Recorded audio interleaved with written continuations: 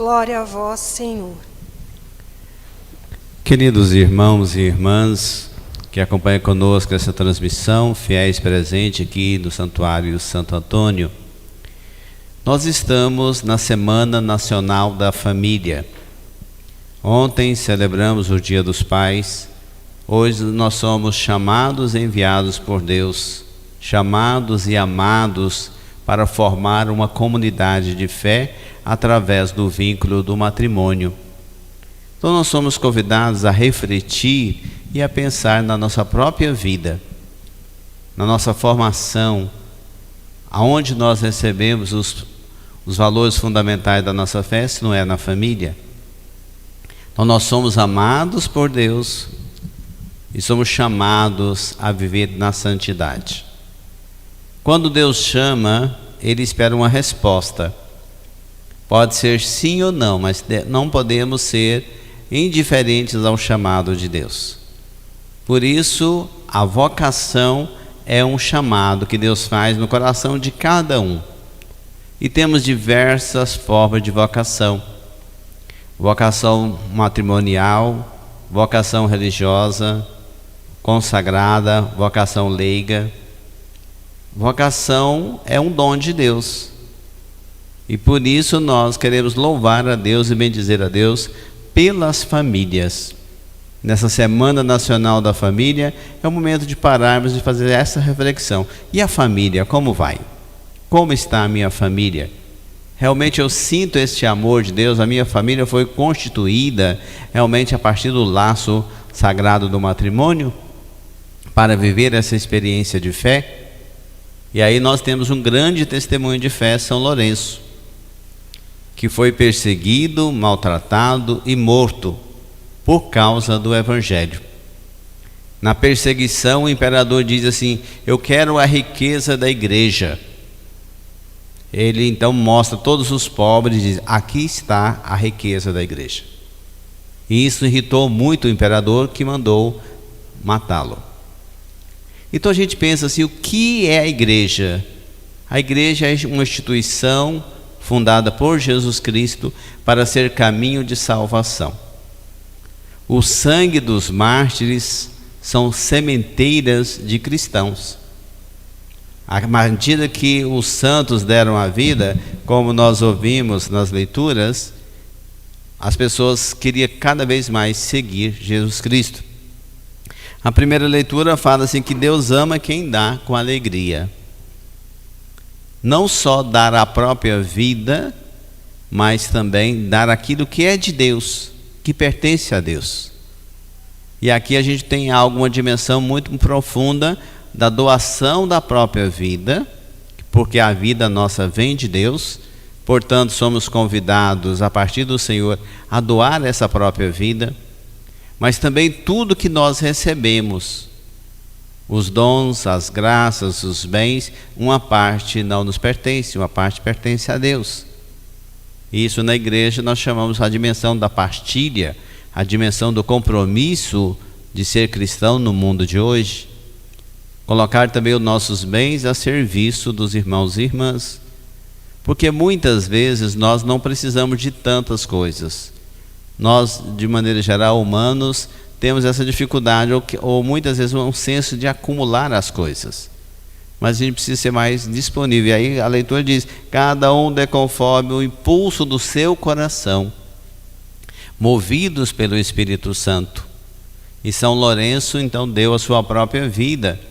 Ele é o patrono dos diáconos.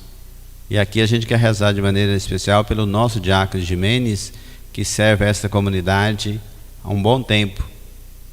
Vivendo essa vocação matrimonial, ele deu um passo a mais e colocou também a sua vida ao serviço da evangelização e da catequese. Depois ouvimos do salmista de hoje: feliz o homem caridoso e prestativo. Feliz o homem que olha o outro como seu semelhante, que olha o outro como retrato da imagem de Deus.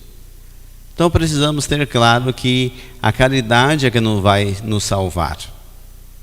As obras boas que nós fizermos, isso vai contar para a nossa salvação. E depois ouvimos do Evangelho esse texto muito bonito que diz assim: se o grão de trigo não cai na terra e não morre, não dá fruto. Para mostrar do que para nós?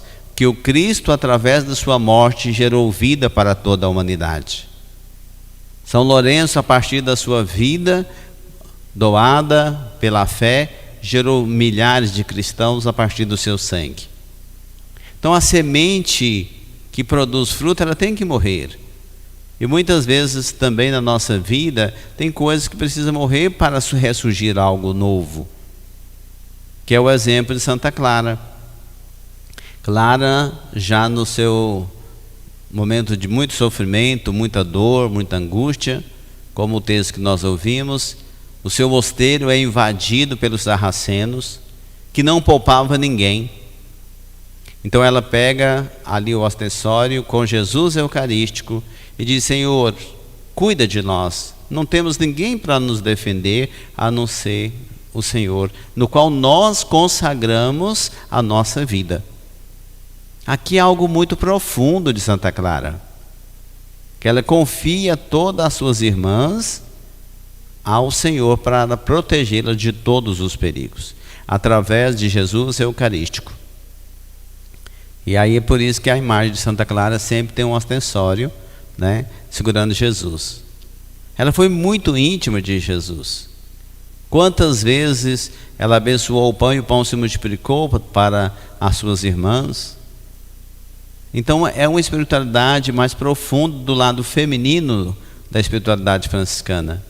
Santa Clara mostra isso. Então essa confiança, essa intimidade, quando o menino Jesus sussurra no seu ouvido: não temas, eu cuido de vocês. Então é uma consagração. E as irmãs Clarissas estão no mundo inteiro manifestando a sua fé. E aí o povo, a gente tem a mania de perguntar assim: o que vocês fazem, né? Porque a gente vive no mundo fazer, da atividade, na correria. Elas dizem assim: nós vivemos para Cristo. Uma vez chegou uma pessoa no mosteiro e falou assim: por que vocês ficam aí trancados atrás dessas grades, presas? Uma delas disse assim: quem está preso, nós ou você? Nós estamos aqui por liberdade, porque nós optamos por essa vida. E você? Então muitas vezes a gente pensa que a vida contemplativa, muita gente fala assim: que desperdício, né? Mas não é. Ai de nós se não fosse elas rezando dia e noite por nós. A vida de uma Clarissa consiste na adoração perpétua a Jesus Cristo e trabalhar o dia inteiro, trabalhar para servir ao Senhor, viver do seu próprio trabalho, da providência divina.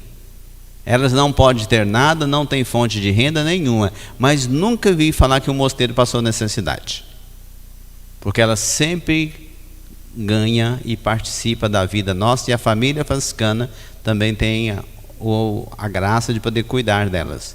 Eu rezo lá no mosteiro, nosso convento aqui reza lá toda sexta-feira às 7 horas da manhã, perto de Braslândia, no seu mosteiro. Então é importante, e são as pessoas super alegres, animadas com a vida, e ali louva a Deus, intercede por nós, por toda a humanidade. Momento de adoração a Jesus.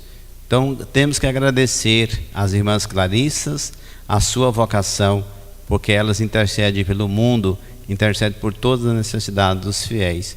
Então nesse terceiro dia do Tríduo de Santa Clara, esse exemplo de adoração a Jesus Eucarístico possa interceder por nós junto de Deus, e assim participarmos todo dia do pão nosso de cada dia, e que nunca falte o pão para a vida da comunidade e da igreja.